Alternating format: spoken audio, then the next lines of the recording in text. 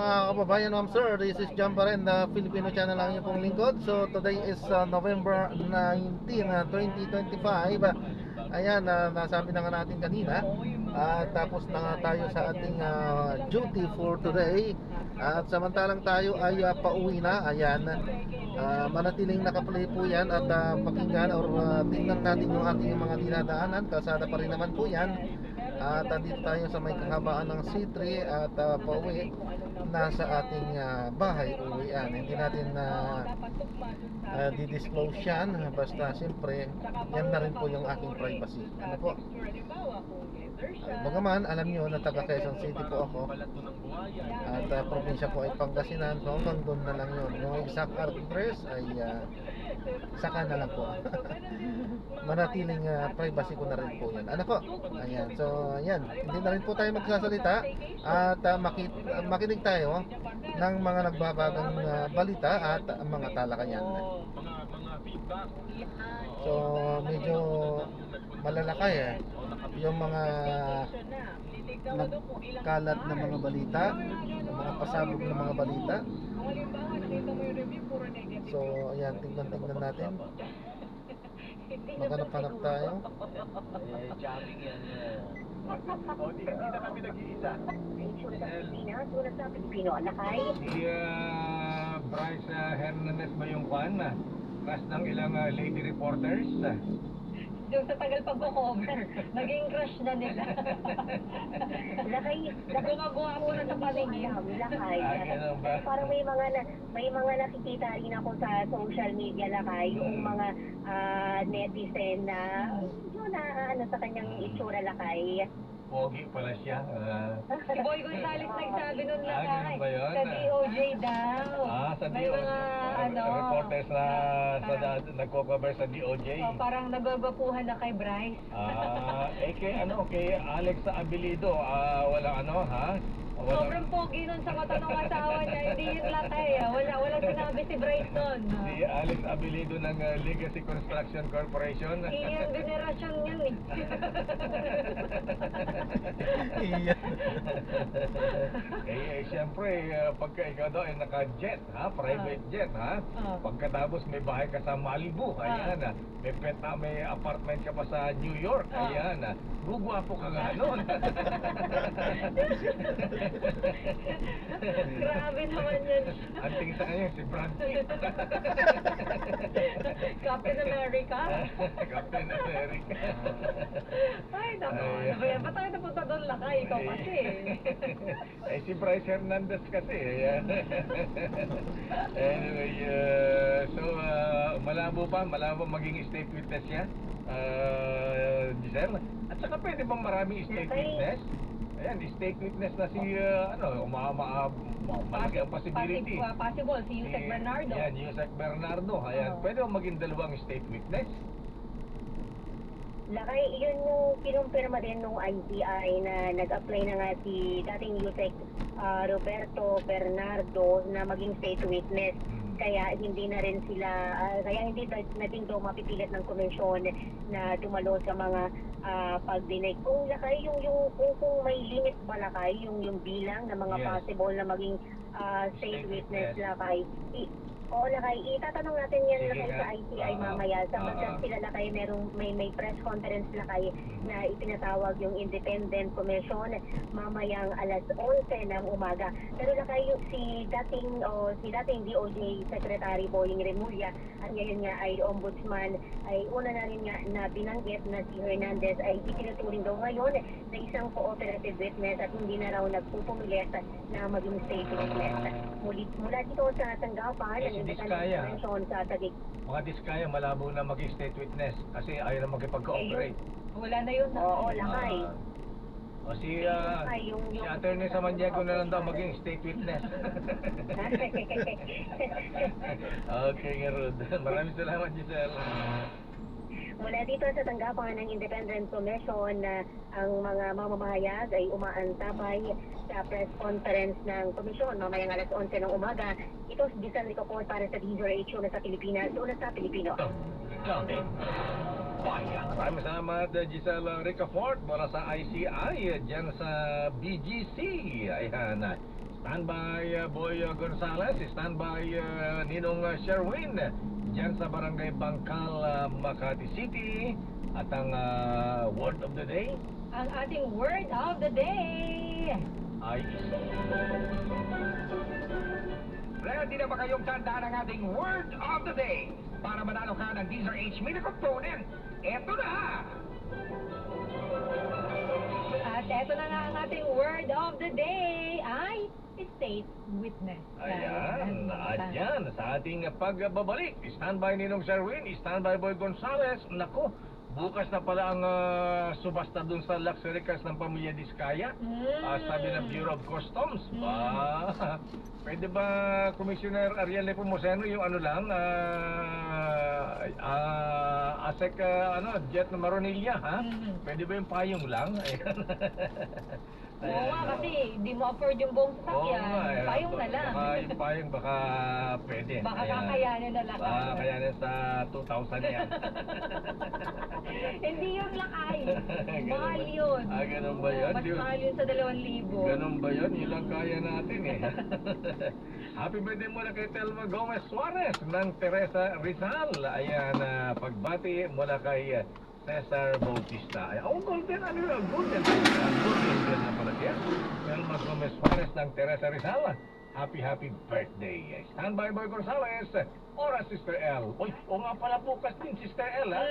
Abay, Edniel, ha? Ayan, sino nakatutok dito? Promulgation? Yes, si Alice Buo, yung kanyang kasong human trafficking. Ayan, si Pogo Queen. Ayan, bukas din yan. Ang promulgation, hahatol na siya bukas.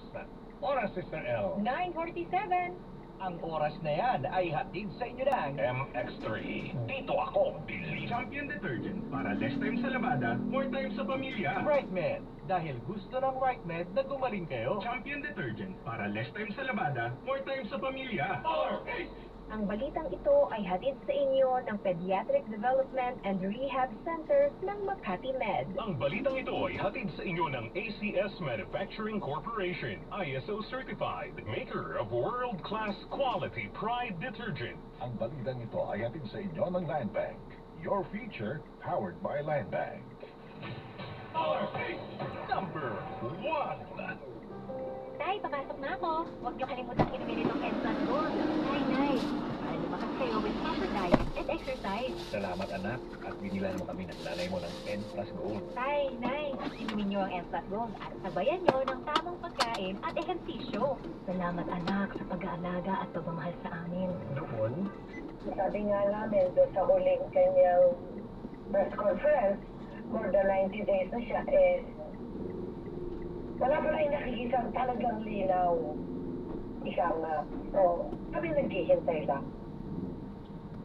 Itong mga personalidad na ito, kilala naman natin na A beauty queen, youth advocate, and a nung nasasangkot dito titiyakin uli na tumakbo at sa pagkaasa nilang mahalal malinis yung kanilang pangalan. So, gusto kong kalat ka rin ito hanggang sa susunod na eleksyon yung isyong ito.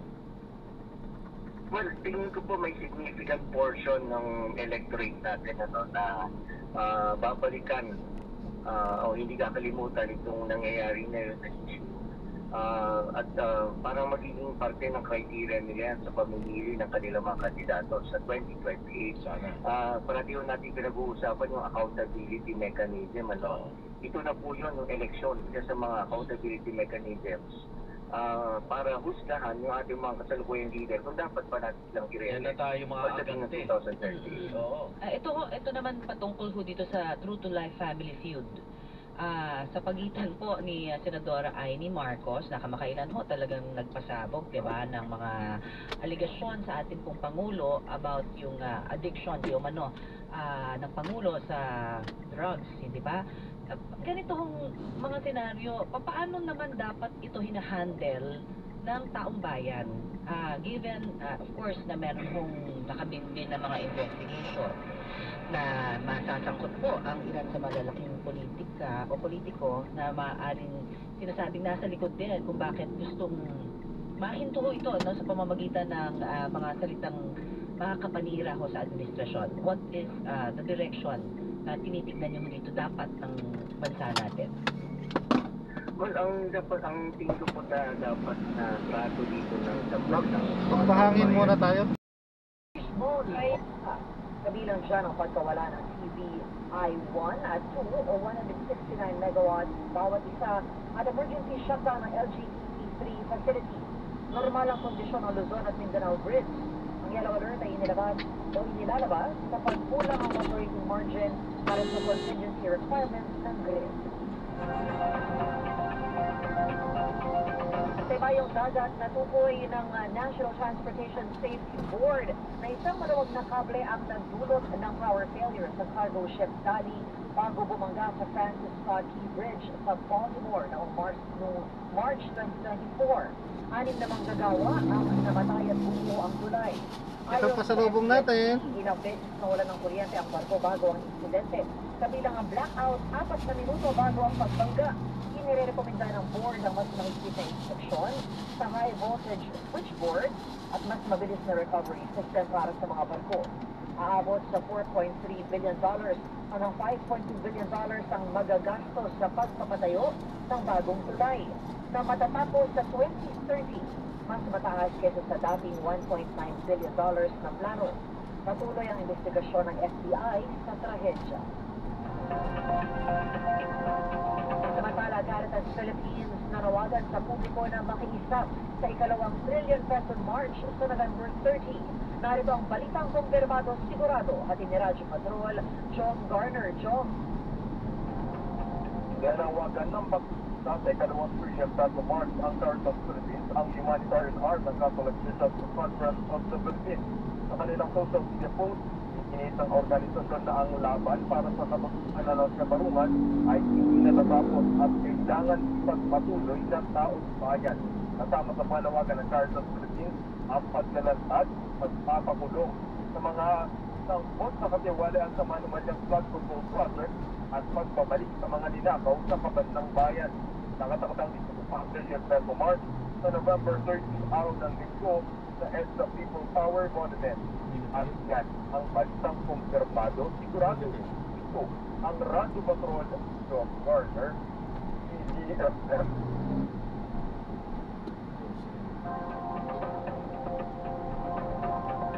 At abangan mamaya sa headline ngayon, Ombudsman hiniling sa Sandigan Bayan na paspasan ang pagrangkol sa isinampang kaso laban kay Zaldico. Pamunahan ng mga eskwelahan, hinimok na ipagbawal ang pagbebenta ng vape malapit sa mga paaralan. At Donnie Pangilinan at Kyle Echari nagpaturo ng stunts at acting sa mga kuyang sina Coco Martin at Jake Cuenca.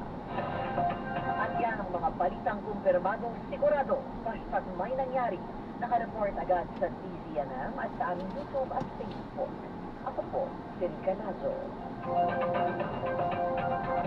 DZNM Balita Ngayon! Kabayan, kapangyarihan ng mamamayan, balita at talakayan.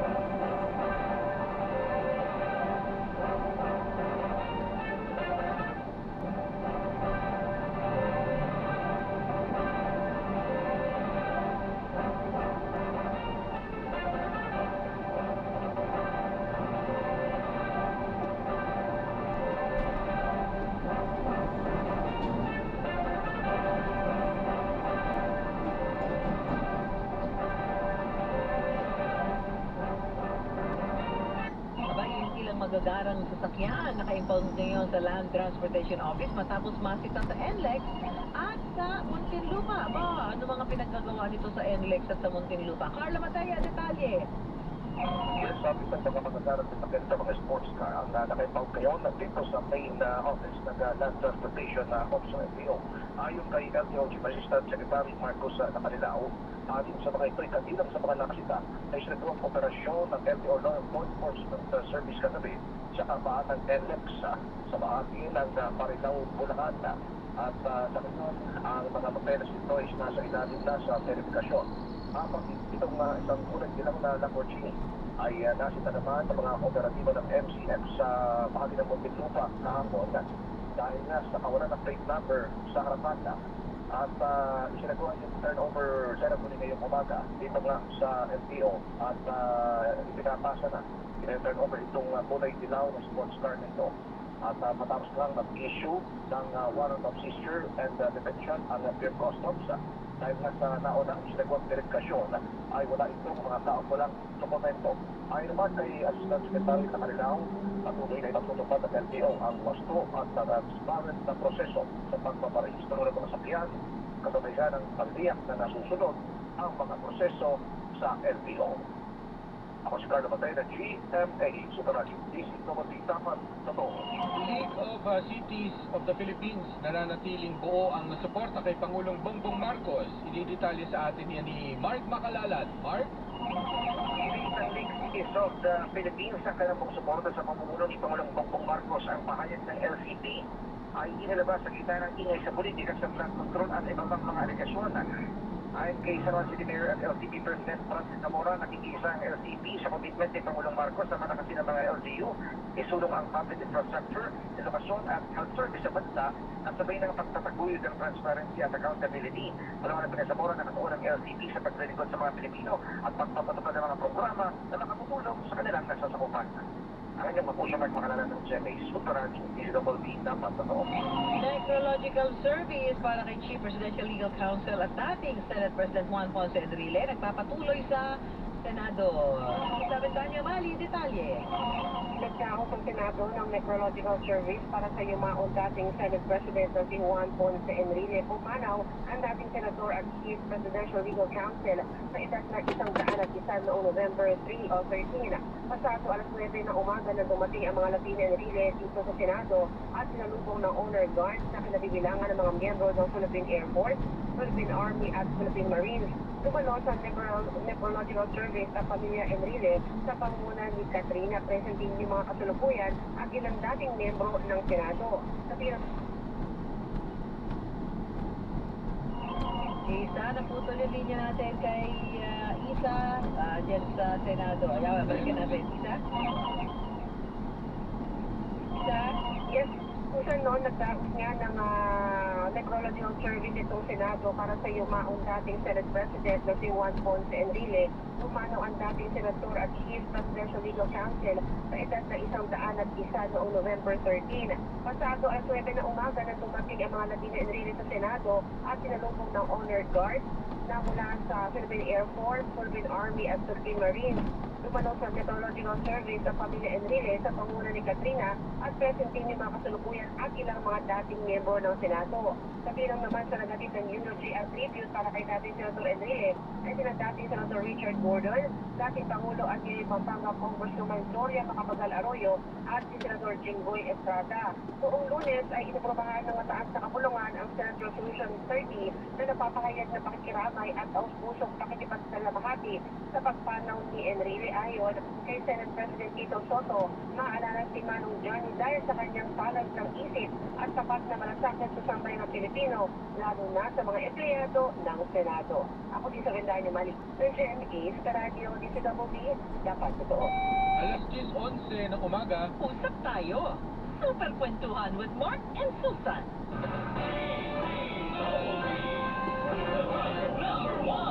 Yun ho, usapang food supplement for kids muna tayo.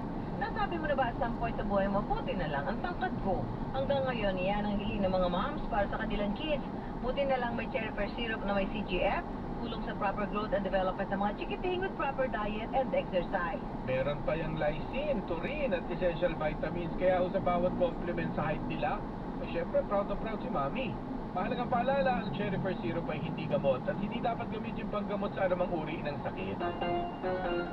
I have headache, and I have simonotol. Pagtu, pwedeng flu. I have body pain, and I have sore throat. Pagtu, pwedeng flu. I have lagnat. I have body pain. Flu. Pwedeng flu. Pag bio-flu, dahil pag may 2 symptoms, pwedeng flu yan. Bio-flu, kaya anumang sintomas ng flu. Alagang Unilab yan. Phenylephrine HCl, chlorphenamine, maleate, paracetamol is the generic name of BioFlu. If symptoms persist, consult your doctor. Usapang senior naman tayo. Ilan ang maintenance mo, partner? Naka-partner, secret. Ang hindi secret, marami na pala mga world-class na mga gamot. Yung gamot sa high blood, may world-class. Gamot sa high sugar, may world-class. Excuse me. Gamot sa high cholesterol, may world-class. Basta may tatak ng Rhea Generics, world-class. Partner, gawa kasi mismo ng kilalang world-class pharmaceutical companies gaya ng Pfizer, Viatris, Sanofi, GSK, Otsuka, Merck, Fresenius Kabi, AstraZeneca, OEP Philippines, Lundbeck, Boehringer Ingelheim at Bayer. Rhea Generics tunay po na world-class ang kalidad sa abot kayang halaga. May reseta ng doktor? Punta lang po sa Mercury Drug, piliin ang world-class, piliin ang Rhea Generics. If symptoms persist, consult your doctor.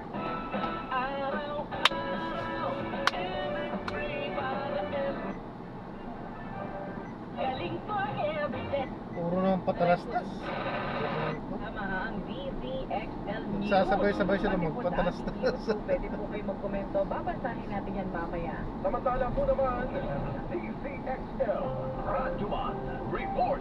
4 billion pesos na halaga ng repeated projects inalis ng Senado sa 2026 budget. Sama natin sa Balita XL Radyoman sa Conde, Batak. Conde. Aabot sa 4 million pesos na repeated projects o mga nauulit na proyekto ang tinanggal ng Senado sa 2026 national budget. Sa budget deliberations ay pinusisi ni Senator Erwin Tulfo na sala at natanggal na pa ng Senado mga doble-doble insertions o mga proyekto na pareho ang pangalan, pondo, sukat at lugar na isiningit ng DPWH. Ay kay Senate Committee on Finance Chairman Sherwin Gatchalian, natanggal na nila ang lahat ng mga reappearing projects o yung mga proyekto na nakalagay na sa mga nakalipas na taon sa pambansang pondo at muling nakita sa 2026 budget. Kinwestiyon din ni Tulfo ang dahilan ng pagkakaroon ng double appropriations dahil ilang taon na rin palang ganito ang ginagawa ng ahensya. Tugod dito ni Gatchalian, dalawa ang posibleng dahilan. Ito ay maaaring tamad lang ang gumagawa ng budget ng DPWH o maaaring ginagawa ito para maging source ng korupsyon dahil kapag nagdodoble ang proyekto, natutundi rin ang alokasyon para rito. Samantala, ongoing ngayon yung pag-aalay ng eulogy at tribute kaya dating Senator 1.10 billion dito sa Senado sa isinasagawa ngayon na Nephrological Service. Yan mo ng update kasama mo sa Senado, Radyo Mansati, Conde Batak, Tatakarm, and DZXL 55. Thank you, Conde Batak. Samantala, ang Bureau of Immigration iginiit na walang record ng departure incident na kinasasabutan ng dating aide ni dating Representative Zaldico na si JP Estrada at kanyang misis. Kasama natin sa balitang yan sa Excel of Radyoman Nueve, Chill Emprido. Magandang umaga, Radyoman Angel, Radyoman Thunder. Wala nga naman ng record ang Bureau of Immigration o BI ng departure incident na sinasasangkutan ng dating aide ni Congressman Zaldico na si John Paul Estrada at misis nito. Ang pahayag ay kasunod na rin ang sinabi ni dating Congressman Mike Defensor na binugbog at sinilitan umano ang mag-asawa pang Chile gamit ng peking pasaporte upang hindi makadisito sa flood control anomaly. Ayon kay Immigration Spokesperson Dana Sandoval, wala silang nakita ng anumang record ng departure incident na may kinalaman sa mga naturang individual. Kaya sama, nagpapatuloy itong matuting pagsusuri sa insidente at itinusumitek yung resulta ng investigasyon sa Department of Justice o DOJ at iba pang kaukulang ahensya. Ngunit pinaahensya na ang lahat ng immigration countries ay nakadadagdag sa salitaan ng passport readers na kayang makapagsuri at makadetect ng mga second travel documents. Kasama mo silang ng Pasay, Radyoman Nueve, Chill Emprido, Tatak OMN, DZXL 55. Thank you, Chill Emprido. Samantala po, Manila local government muling umapela sa mga residente na huwag magtapo ng basura. Anong nangyayari? Excel Radyoman 8, Eman Mortega. Boss Eman. Kaya Sander, baka kasama, nananawagan nga ang lokal na pamalan ng Maynila sa naiwasan yung pagtatapon ng mga basura sa kalsada. Nabatid na tuloy-tuloy yung Manila Department of Environment and Public Works ng paglilinis install ng bagong konkretong drainage co, partikular naman sa kabaan ng Pickering Avenue, kanto ng San Jose Street sa area ng Pandakan. Pagkatapos naman ay laging pinapalitan ng mga lumang takip ng drainage upang maiwasan niya yung pagpasok ng basura sa kanal. Kaya paalala ng Manila LGU sa lahat na huwag magtapon ng basura sa kalsada upang maiwasan yung pagbabara nito at mapanatiling maayos ang daloy ng tubig. Kasama mo sa lungsod ng Maynila, Radyoman, Ocho, Eman, Ortega, Tatak Aramen, Lisa Excel, Bye-Bye. Thank you, Boss Eman. At person of interest naman sa pagkamatay na isang freelance model dyan po sa Quezon City, abay nagpakamatay po ayon po sa QCPD. Basta ilang balita po ito mga kasama. Ang balita pong hatid ni Excel Radyoman, 11, Lestor Alert. Susunod agent na Sunday na sa uwi ang dating gawin ng 23 anyos na freelance model na si Gina Lima matapos na gawin ang sarili nitong buhay. Ayon sa inisyon ng investigasyon ng Quezon City Police District, natagpuan nila na wala ng buhay ang katawan ni Ivan Cesar Ronquillo sa loob ng kanilang bahay. Naisugod pa sa Quezon City General Hospital si Ronquillo pero itiniglara nitong death on arrival. So ngayon ay patuloy sinasagawa ang investigasyon ng QCPD sa nangyari pagkamatay ni Ronquillo na siya rin ipinatulong person of interest sa pagkamatay ng Modeco. Kasama mo sa lungsod ng Quezon, Radyo Maraon sa Restaurant. Abon, Fiesta, 558. DCXL, Radyoman, Report. Oras mga kasama, 10:18 na magandang umaga. Good morning, my dear plants. Didiligan ko kayo para hindi kayo mangiwan. Kasi, sorry hindi kita nakita. Nadiligan ka tuloy. Good eyesight makes perfect moments for expert eye care, state-of-the-art facilities, affordable eyewear. Go to EO. EO, love your eyes. For expert eye care, come to EO Executive Optical. EO Executive. Di ba? So, definitely pwede kang kumurot sa savings mo kung gusto mo i-treat sa sarili mo. So, ito naman yun siguro isa pang pwede mo itanong. Ano ba yung gagawin mo? Kukurot ka ba sa savings mo o dadakutin mo yung savings mo? So, syempre, huwag ka dadakot sa savings mo. Ano, kurot lang, pwede. Oo. Kasi dami kong nakikita ngayon, lalo na yung mga henerasyon ngayon na mga working na, pero iba ang klaseng pagtitreat sa sarili. Saan ba ako natutuwa sa kanila? Parang, sila, iipon, ganon sa kids, di ba? Mag-iipon, tapos pag nakaibiyahe, ubos yung pera, inipon, biyahe sa biyahe. O, tapos ipon ulit. Kung hindi biyahe, bibili. Kasi kita mo yung bagong phone ngayon, 100,000 na higit ang presyo.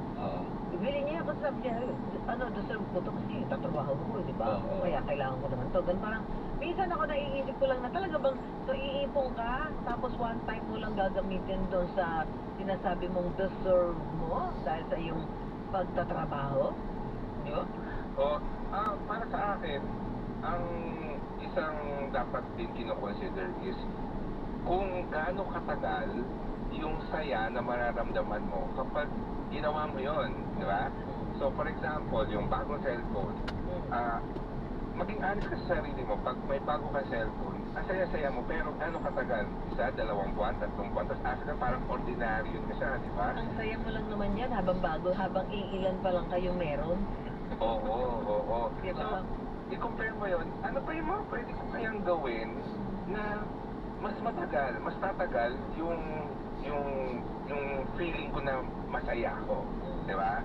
So, for example, bumili ako ng isang bagay, ito na lang examples, bumili ako ng TV para sa family, tapos in-enjoy namin yun ng family ko na for the longest time nakakapanood kami sabay-sabay ng mga favorite namin pelikula. So, minsan napapaisip ako, bibili ba ako ng isang regalo para sa sarili ko or regalo para sa pamilya namin? Kasi para sa akin, ang importante is yung pamilya ko, di ba? So, hindi ko sinasabi na masama bumili para ng something that you want or a reward para sa sarili mo. Pero, kailangan iniisip mo rin ano yung magiging impact nito long term sa buhay mo, sa kasiyahan mo, di ba? Kasi minsan, yung mga selfish na purchases, temporary o short term lang yung feeling, no? So, meron akong nakausap, gusto niyang bumili ng kotse na bago pero gumagana pa naman yung luma niyang kotse or maayos pa yung kotse na dinadrive niya, no? So sabi ko sa kanya, what if ipunin mo na lang yung pera na yan tapos mag-invest ka para sa college education ng anak mo. So isipin mo, pag bumili ka ng bagong kotse, masaya ka for a few months kasi ang sarap ng amoy ng bagong kotse, pero imagine mo, what if graduate yung anak mo sa school na gusto niyang pag-aralan kasi meron kang budget. 'Di ba? Parang mas long term yung yung masaya na feeling, yung accomplishment mo. So, hindi naman siya importante ngayon, hindi naman siya urgent. What if tabi mo na lang yung pera na yan para sa pagpag-aaral ng anak mo. Diba? Kasi deserve mo na maging proud parent na makita yung anak mo na graduate, di ba? Oo, deserve mo rin na maganda yung kotse mo, pero ano ngayon yung mas gusto mong maramdaman? So imagine mo. Minsan kasi yung mga impulse purchases, madaling ma-tempt dahil madaling ma-imagine na ay masarap yung feeling pag ginawa ko to. Pero nakakalimutan natin na may mga iba ding senaryo na hindi agad natin naiisip na may parang mas okay yung feeling na yun, na mas okay yun yung gawin ko. Doon ko ilagay yung pera ko kasi mas permanent or mas long term yung mas matagal. May binabanggit dito yung mga normalized spending money on to eh. Ito yung nakita mo ba ito, Paige? Yung sinasabi sa online, staying fit, looking good, smelling nice, eating healthy, traveling, gaining knowledge.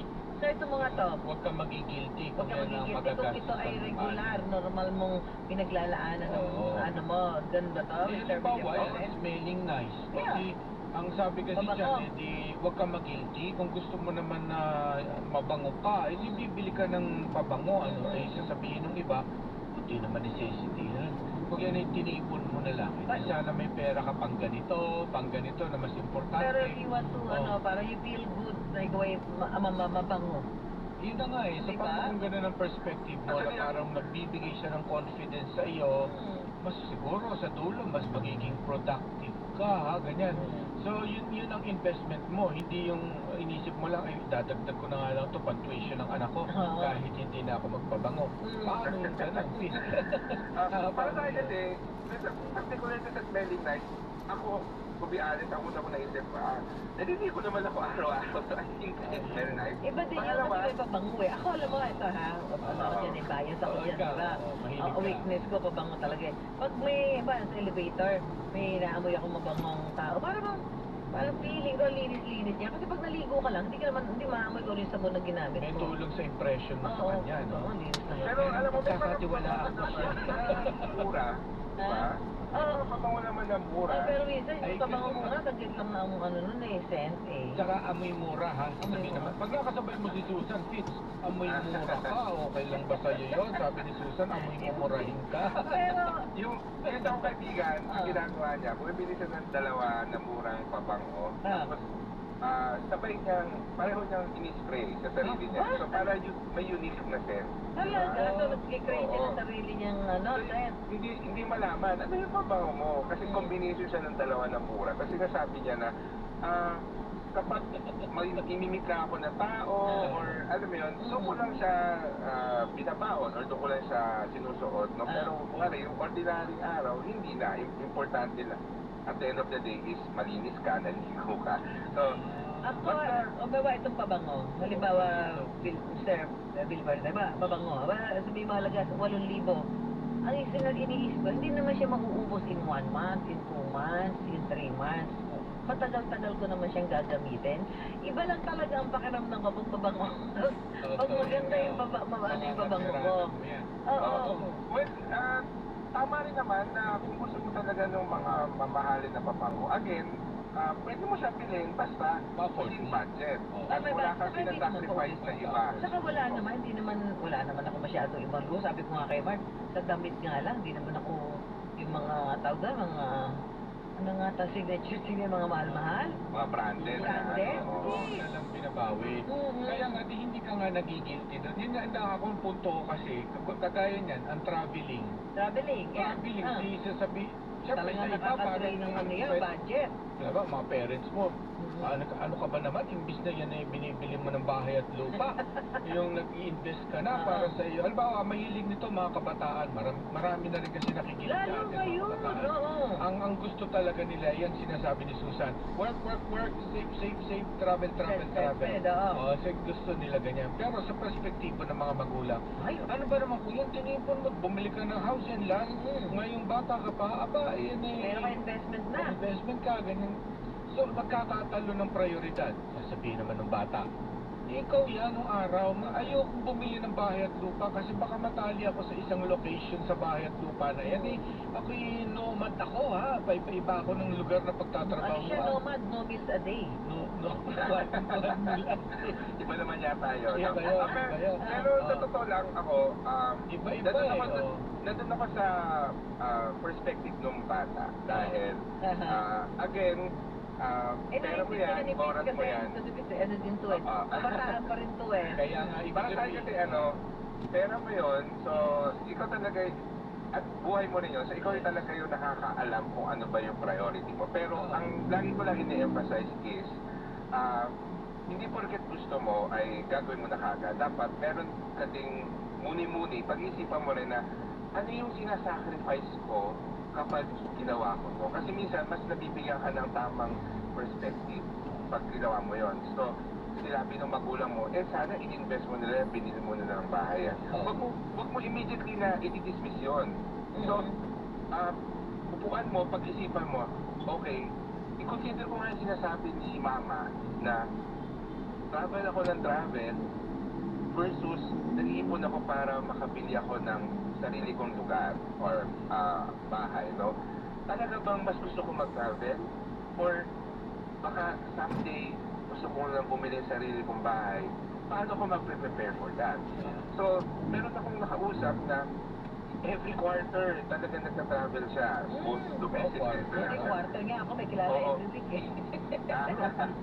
Pero ang ginawa niya, Susan and Mark, sige, instead na quarters, twice a year na lang, tapos yung dapat budget ko for travel, start ko na siya mag-invest. Tapos, alam mo yun, hindi mo kasi, na-realize na hindi ko kailangang pumili.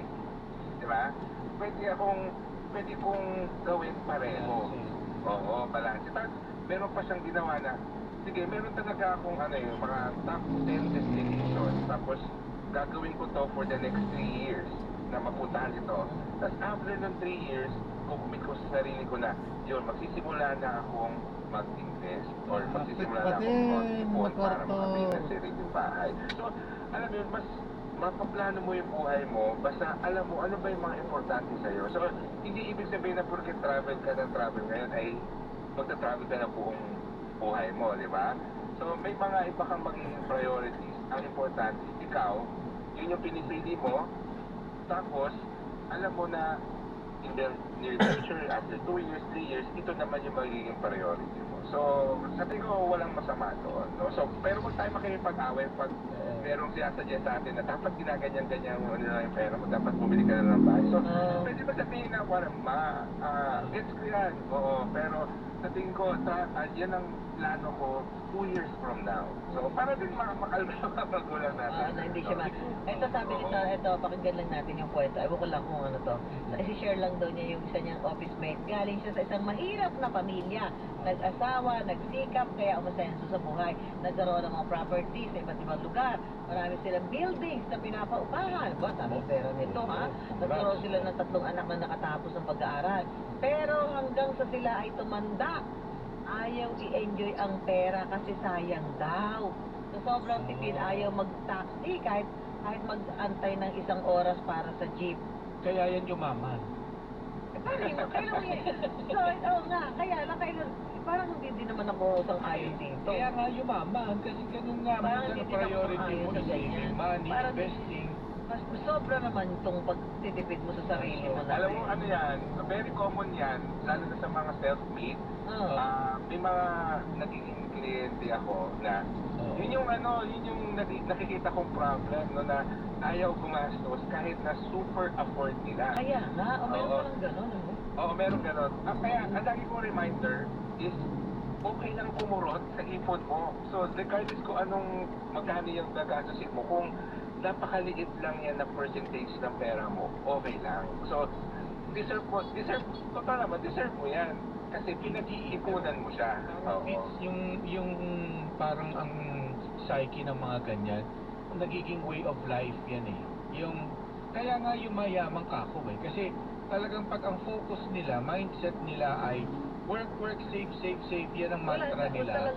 Way of life yan, hindi mo yan, kasi kung yan eh, earlier on, hindi pa siya ganun kayaman, na bago na, ay deserve na rin. Hindi siya aabot ng ganyan, ilang building ang naipundar niya, etc. Ang dami nilang pera, gano'n ha. Kaya rin nangyayari sa kanila yun, kasi talagang napalodong nila sa pera. Sa kwento na parang ano na rin naman sila, parang enough na. Tapos na mga anak eh. Hindi nababago way of life eh. Ayaw? Nakakatandaan mo yan eh. Nako. Ang hirap baguhin niya kasi yan ang susunod So, mo talaga. nagpapasaya na lang sa kanila is yung continuous na sa trabaho din. pag-iipon. Ito yung isang Mr. Villaferde, sabi niya, yung anak daw niya, all work, all play sa edad niya na 20. Sa ngayon hinahayaan ko, bata pa naman ako siya, pero sabi daw niya, pag 24 o 25 ka na need mo na mag-start paghandaan ng future, pero ang hindi ko alam sa kabila ng pagwalwal niya, nakakaipon na rin pala, kaya proud daw siya sa daughter niya. Galing na mo, balanse. Ito ko nga, balanse yung daughter niya. Balanse, oo. Tama. Pwede kasi talagang gawin pareho, no? Oo, hindi naman ibig sabihin, hindi na sila responsible, financially responsible. So, ang importante talaga ay aware ka, ano yung sinasacrifice mo kapag ito yung gagawin mo o ito yung pagkagastusan mo. And at the end of the day, hindi mo kailangan pumili. Pwede mong gawin pareho, a little bit of both, no? Balansehin, diba? So, ganun siya. Tsaka parang para siguro lalo sa mga nakikinig sa ating mga bata pa. Dapat lang din siguro, Fitz, na yung malinaw sa'yo yung goal mo para at least, kasi alam mo, iba-iba na ngayon, lalo mga Gen Z, younger Gen Z. Ito pa nga, phenomenon nga daw to, ayaw magsipag-anak, Ayan, so na-drop na natin, tama na dito sa ating YouTube. So, for our privacy, maraming salamat po, God bless po.